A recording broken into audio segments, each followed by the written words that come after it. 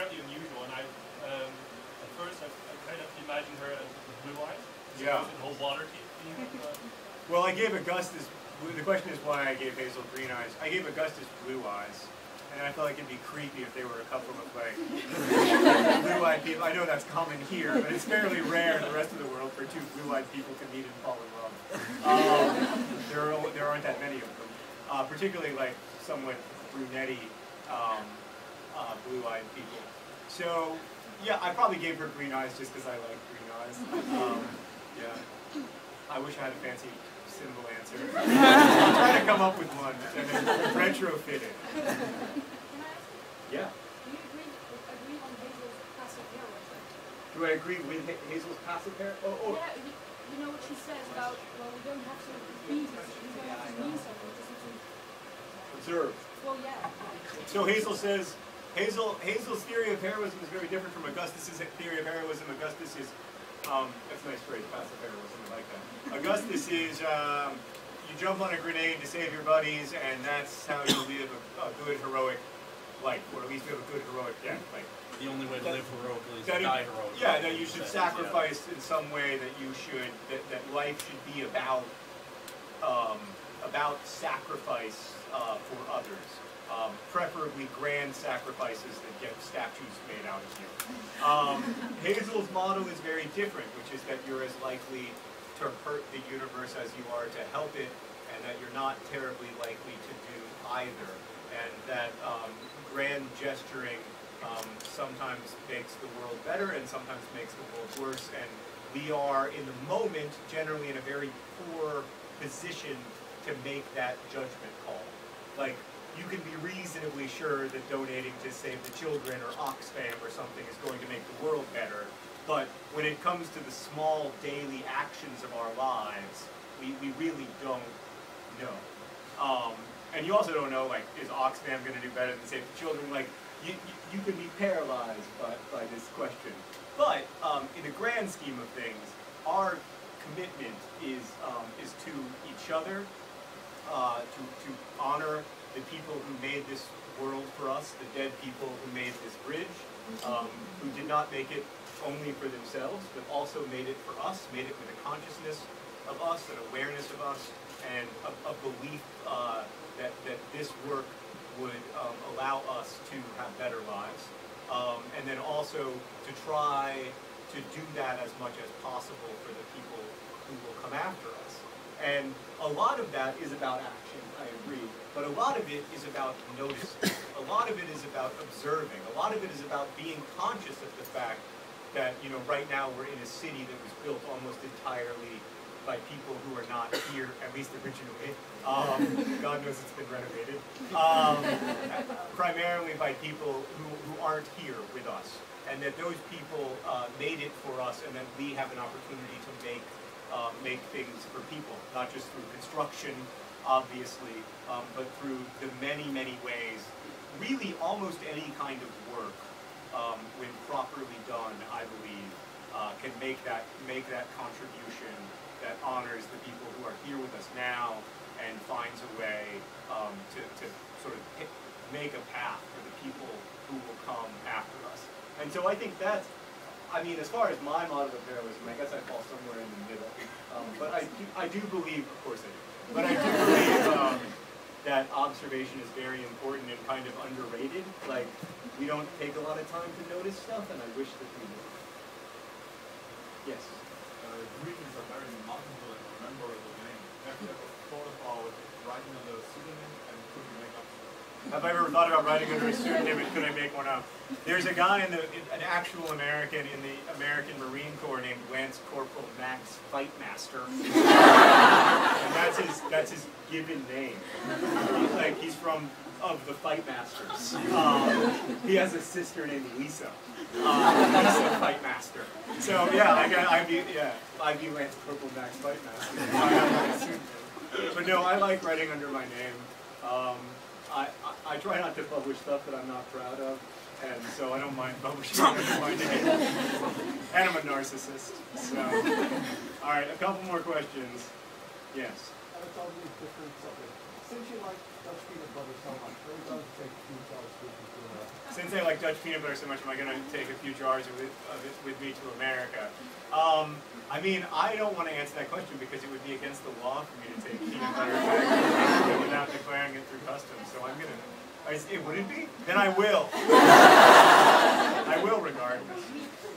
Meat and dairy, but like, yeah.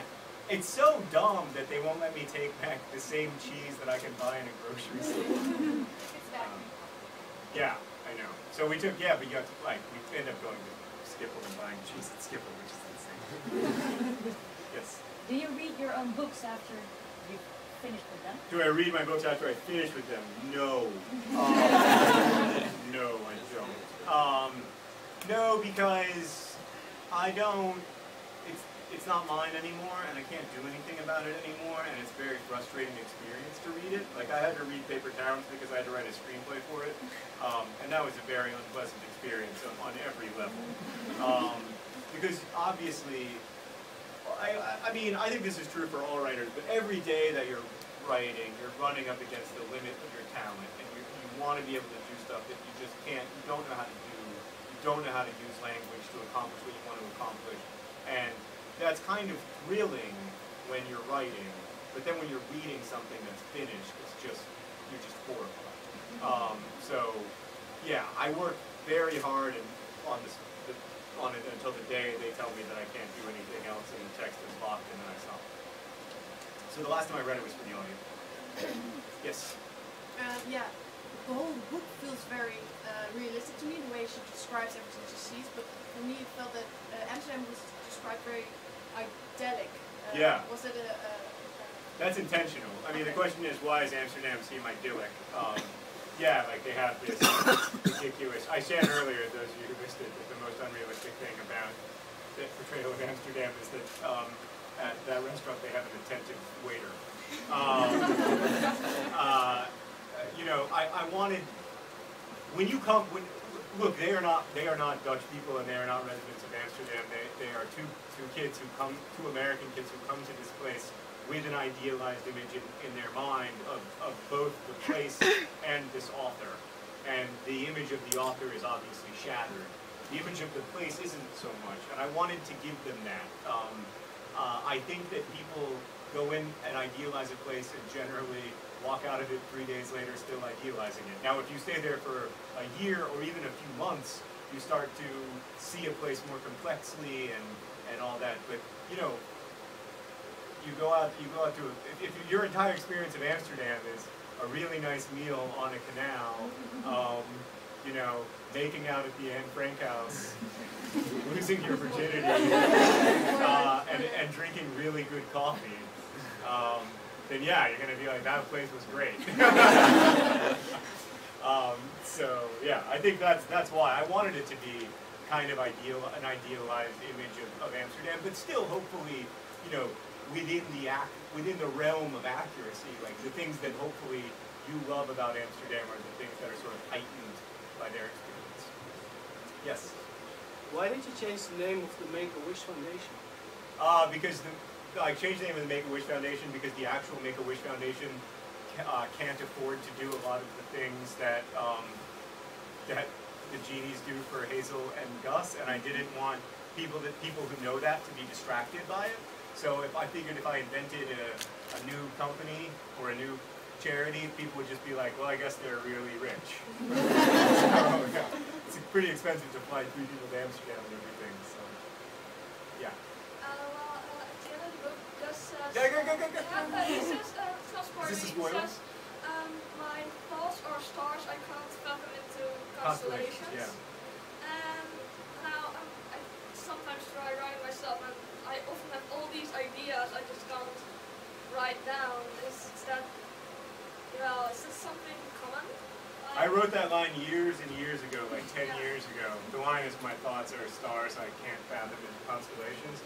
I wrote it years and years ago, and not about Gus, but about me. And that feeling that you're like looking up at the, you know, at this bright sky of stars, and you can't find patterns there. I wanted that on 2 levels. First, there is this human desire to find patterns, to like make sense, to make narratives that are logical So when things happen to us, we try to make sense out of them. You know, like you know, all the time we do this magical thinking to try to create some kind of narrative that makes sense so that it doesn't just seem like the universe is capricious and cold and random and cruel. Or not cruel, even worse than cruel, just ignoring us. And so I wanted, you know, Gus at that moment in his life to feel like he's looking at this, you know, looking at the portrait of his life and desperately trying to make a narrative out of it that makes sense and has value and has meaning, and he can't do it, and he doesn't know if it's because he's on, you know, so many drugs, or if it's because he's because there is no pattern. And then secondly, I wanted it because you know, I wanted Gus to be able to say to Ben Houghton that, like, in his opinion, Gus's opinion, what makes Ben Houghton a good writer is not his ability to write a sentence, but his ability to write a story. And that's really what it is to fathom stars into constellations. It's to create a narrative. You know, Orion doesn't look like a warrior. Orion looks like a random bunch of stars, 3 of which are kind of in a line. You know, the Big Dipper doesn't really look like a Big Dipper. That's our narrative impulse as humans coming through and deciding to make meaning. And you know, I think he was sort of urging Ben Houghton and the rest of us as readers that it's both okay and valuable to construct meaning. Like, sometimes you think you have to find meaning, right? Like, we're always like looking for the meaning of life, or looking for meaning. But sometimes you have to make it. Sometimes you have to make meaning. Sometimes it's you have to make the choice to construct meaning in your life and in your world. And I think the way in which you construct it turns out to be super, super important. So yeah, that's why I use that line. But yes, that happens to me all the time, and I have a million sentences that I've written down that I have no use for, but I'm quite fond of. And I always put them into all of my books, and then Julie cuts them out because they're all pretentious and snotty. All right, one last question, I think. And I'm sorry that those I didn't answer. Yes. No one pointing at me. Well, it's not really a question, but I have a present for you. It's a shirt, because I saw on Tumblr that you like the shirt where you put it over your head and it's like the face of some footballer. Yes! Well, it's not that shirt.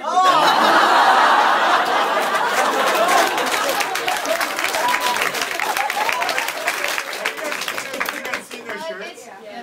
They're amazing!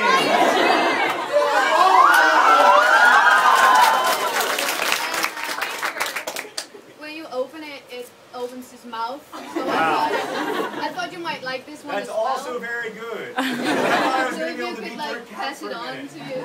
That's very nice. Thank you. All right, I'll answer one more question since that wasn't really a question.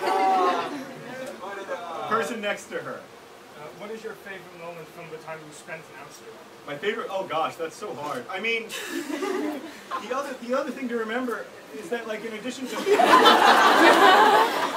This is really great, thank you. In addition to all that writing, I was here with my family, and by far the greatest pleasure of that time was just being with my 1-year-old son in this very different place. And, you know, where we lived was right above the, I'll tell you now, was right above the Athenaeum bookstore, and he could stand on this little miniature chair and look and see the trams coming all day long, and basically his first word was hi, and his second word was tram. And he just loved the tram so much, and it's such a privilege to sort of see the world through his eyes. And because Sarah and I were together a lot more, you know, usually she's at the museum all day and I'm at my office all day. Because we were together a lot more, we were still working, but working together, and we were with Henry more than we usually get to be. That was really the most fun part, all those days taking Henry to the Ballman Park in the morning. And I mean, Amsterdam's a great place at 8:30 in the morning because nobody's out. Just a bunch of parents.